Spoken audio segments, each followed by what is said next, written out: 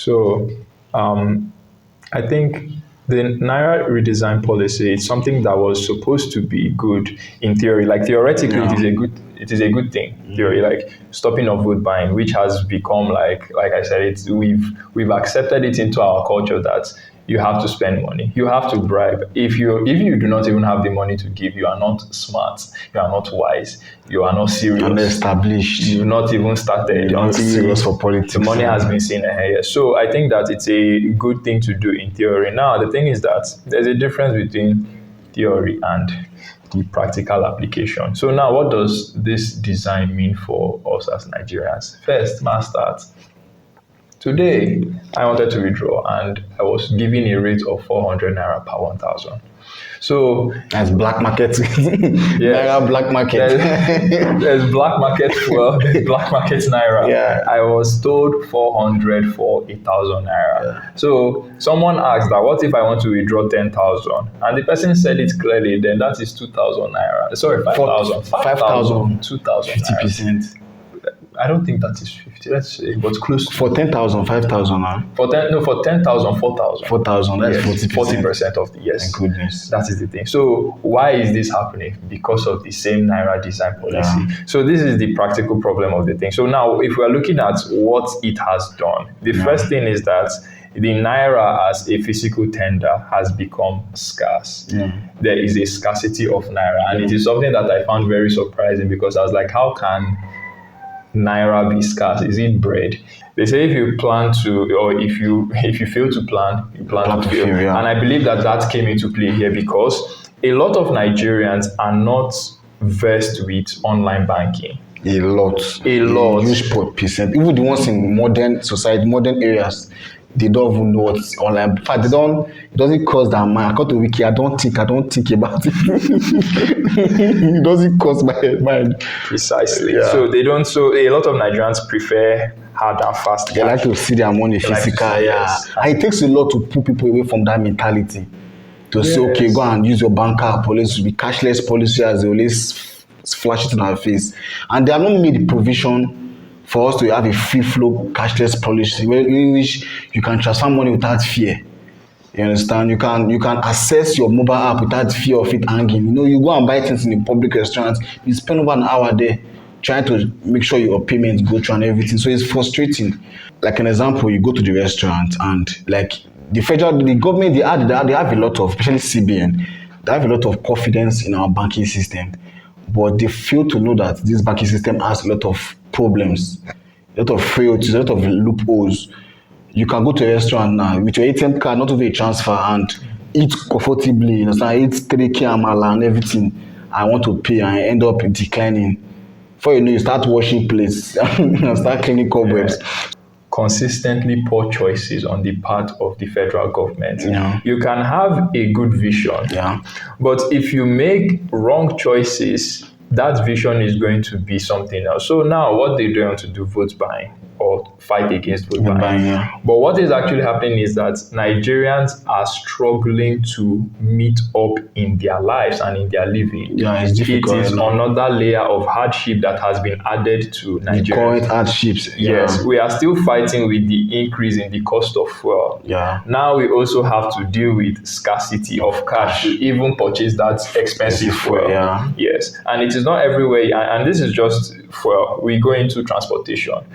Bus drivers and people that operate public transport, they don't. You can't be the same transfer. How much do you want to transfer? So the good thing is that the policy is affecting the said politicians. It is the good thing. It's affecting everybody. Them because they are restless at the moment. Yes, it's affecting everybody. Notoriously restless. Yes, but the thing is that we are also collateral damage. Yeah, it's a widespread damage. Yeah. Some people are no longer going to work. People even plan like, let's say this we trek like we trek like this or we go do this. So people are not. So people's movements are being hindered. People now they only buy food from places that accept transfers. Yes, exactly. Malls now that filled up. People don't go to the market anymore. People don't go. Yes, you cannot go and buy plantain 800 and you want to transfer. You want to say So that is true. And something else again that crossed my mind is how long will this thing last? I actually think that that is hard to determine. I don't think it's a given thing that it will last as long. I feel that we may have a direction of how it is going to be after the election. Like I think one of the candidates, I think it is Tinubu, he said that he is going to reverse the policy. I think a certain group of politicians, they said they are going to reverse the They are policy. ready to. They are. In fact, they won't. That will be the first thing they will do. The day that are swaying them in, Yes. they are reversing the next move. Exactly. So I think that is difficult to determine because as of now, it's kind of like saying when will the fuel scarcity end? We don't know. We don't know as well. Yeah. This one too, we don't There's know so how many it things we don't know in goes. this I country, think man. I think some of the factors that are involved are one, we the people. How quickly can we assimilate into a cashless system? And at the moment, it's looking very, very slow. It's very slow. It is very slow because we cannot just blend in. Like you said, it's something that a lot of people. Today, I had to print something and the total was 120 naira. I had to transfer it because I did not have the cash to go. And when you're hearing that for every 1,000 you pay 400 naira, It's just ridiculous. yes. It's So I had to transfer 120, but that is because I have knowledge of that. So what of people that don't trust? Some people don't anything having to do with money. A lot of us do not They trust. don't trust the system. For people who don't trust the banks, yes, most of us can use mobile app, but can people in some villages, some villages in the north, Some even in the local south, governments that don't have banks. they don't even know, there's some that don't even No. see banks. So those are the people we should consider first. Because you can't make life hard for them in the village already. They are fighting day and night to survive. Like you said, the people now that are in remote villages in the north, because a lot of times especially we in the south, when we think of Nigeria, we just think of what we are seeing in the south. That Nigeria is Lagos, Nigeria is Port Harcourt, Nigeria is what we are seeing. But those remote villages in the north, they're also Nigeria. And they have money. They also spend money there. Yes. They exchange goods for service and for money and everything. Cash. Pure Predominantly cash. Cash I don't society. think people buy cows with transfers. Why will you buy a cow? The cow will not be sweet. You buy the transfer. But they have a life there, and that is also part of Nigeria. Yeah, So we should consider them very, very as much as we consider people in the south. Yes. Yeah, that's true. So the way forward, I think it is to speak up. We need to be heard. A nation is not one person. A nation is not a nation isn't made of the politicians. It's made of the people.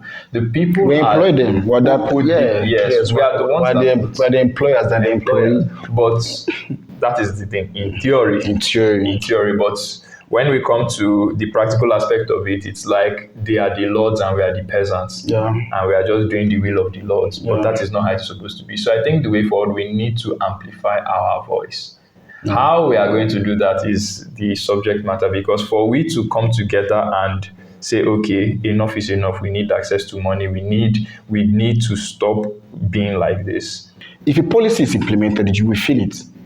If they say, okay, we have started giving back the 200 naira notes, or we start printing more, or we start recirculating the old ones, you will feel it. In fact, you see more 200 naira notes than any other notes. But we're not still seeing the 200 naira notes.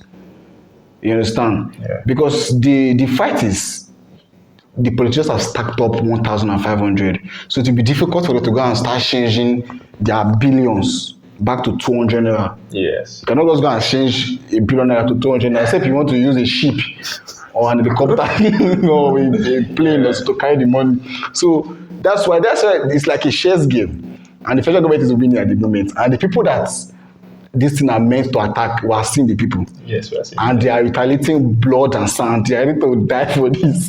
So that's why people are happy for this thing. Because people like to see politicians cry. That's the way the masses cry. Which is not supposed to be the right thing in a civil society. Yes. But there are a lot of things was civil about the society. Yeah. So it's I don't know, it's a mixed feeling when it comes to the masses and when it comes to the politicians. Some politicians, some politicians, some parties, I don't want to mention the parties, they're happy about this.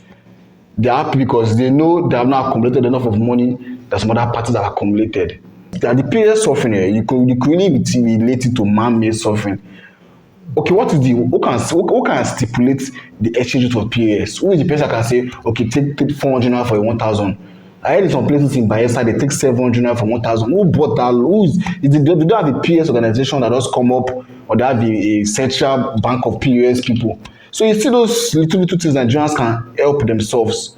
You understand? Most of them don't even buy the money. I know some people that they wake up early in the morning at 3 o'clock, go to the ATM and withdraw the first cash they deposit there. You understand? And claim they buy the money so they can make extra gain. So you look at all those things, you know that those are Nigerians don't really help. It's the situation of crisis. People try to cash out as much as they can when there's crisis. But if you look at the brighter side, in the sense of nobody going to enter political power with vote buying. Like just like you stealing from somebody, then bribing that same people again. I don't know if you understand. With that same money to put you in that same power again. So they've been planning these things since years. The system they have just kept. Exactly. They've just laid it down, and then when it's time, Ghana must go. Just down my hair. So those are money in their caravan, their soakaway pit, their septic tank, or any other, or even if they are under their graves, or another way they keep those money are completely useless. So they are fighting tooth and nail to make sure those money will surface and have their value back. There are friends of mine that say that they have their passport ready. That's how the country just. Some people don't mind entering ship. Anyway, you get like ship, so some people. Ship is even a luxury. Many people are trekking through desert. So exactly. The one thing about living in the country is it sounds nice in the ear, but there's nothing better than home. You understand? 200 people cannot live a land of over 900,000 square kilometer. You understand? What do you want to Cameroon, Niger, or Benin Republic? Are they going to accept this population? So we need to build this nation. And I think this vote buying, I think it's a big plague in our society. In the sense, some people can just some people are very confident that they're going to win the election. Do you know what it means for you to be confident that you're going to win an election before the election begins? You just sit down at home and be like, I don't win this election. I get 5 billion spare. They're hungry. That's the mentality. They're hungry. If I just give them the next 5,000, mobilize some youths that will be there to guard the money. Those youths collect 100,000. Give them. They will need that and say, thank you, sir. So you see the mentality, it's a sick mentality. I honestly feel after this, like my own point of view for the solution, after the election, there should be drastic measures taken to make sure there's cash flow back in the society. Who go take the measures? CBN, the commercial banks as well, they have to come together and make sure the policy because people are claiming there's a poor implementation, which you can clearly state there is. Because it does not make sense for you to say, you know what, if you don't have the new notes, you're not going to be able to use anything. Okay, give me the new notes. Where are they? Give me the new notes. Give me the new notes in 200 denominations. At least. Do you get? 200, no, just at least let there be a reasonable amount of flow of money in the 200 denomination. It's a nice idea, that 200 denomination. See, it's when the country where 200 million people live, and out of those 200 million people, at least you could say 120 are in the system of business, one way or the other, marketing, transportation, one way or the other, in business, you hold cash. You understand? So you can't just deprive that amount of people from cash. As we always say, the brighter side is to make sure every politician into power, either Senate, governor, even presidency, they were voted in. They didn't buy their way in. Because people, they take the essence of vote buying is taking advantage of ignorance and lack of education and lack of the understanding of democracy. Because if anybody that doesn't understand the democracy thinks they ought to pay them to vote. But it's a broad topic, because when they have weaponized illiteracy, poverty, the place can go on. You can easily buy votes. If you talk on Nigerian people, they start having a headache. But it doesn't mean it cannot be solved. Yes. The solving starts from somewhere. And we try our best at this upcoming generation to see what we can do. Because, and honestly, I don't know, to give it to a share in this country is scary. Back to everything, what you said, it seems like a lot of things in Nigeria, they work in theory. Because we are a democracy in theory. Yeah. But what we're actually practicing is almost like the Chinese or the Japanese feudal system of these days, because we have the lords, we have the peasants. You must belong somewhere. Yes, you either have to belong to one of these places. Yes, implementation is the problem. We always come up with good policies, but there is no implementation. We have a space agency in this country, but where is it? We don't hear about it. You get, so implementation has always been a problem. And not just in Nigeria, but through Nigeria as a case studies. Yes, across the black populace, the black countries, every African country, there's this problem of implementation. And we're going to cure it, but we'll start with Nigeria Well, first. Start with Nigeria, exactly. So, solution moving forward, I believe that one you said it, endurance, even as hard as it is, we literally have no Nigerians have been enduring since 1960. We've been enduring, yes. We have endured. See, there's something that Nigerians have endured. It will wipe out the population of some countries. There's some things we have endured in this country. There are things that we have actually been through, even to the point that hardship is normalized. If you're not suffering in Nigeria, I'm not settled now. That's some people that this popular meme of I suffer past you. That kind of people go to brag. The mentality, yes, we get and the politicians, this is what they want. I believe these politicians, they have this school they go to. That's why this cartel politics. You most of these people that first are not smart enough to understand the system we're running. Two, make sure they are hungry at least to an extent that they're not dying. Block some. There are strategies people put in place to block some things, to keep themselves in power, their children, their loyalists in power. This thing that you said exactly like the school of thought, where they just go lessons in hardship and wickedness, where a lot of yes. Do you know that PayPal doesn't work in Nigeria, and it's a thing that people have always been saying that why doesn't PayPal work? Why doesn't PayPal work? Why doesn't PayPal work in Nigeria? That it's a populous country, everything. Then I went through PayPal and I read their statement, and they said that the reason why they cannot receive funds in Nigeria is because of the government policy. So it is not even PayPal's fault. It is still the fault of the ruling class. Yeah. So it's almost as if, like you said, everything that can bring money, just keep them in this state, keep them hungry, keep them used to hardship, so that when you even do the bare minimum, yes, they were. Goodness. I was watching a program on TV, and it was a 30-kilometer road. 30-kilometer road. They bought canopy.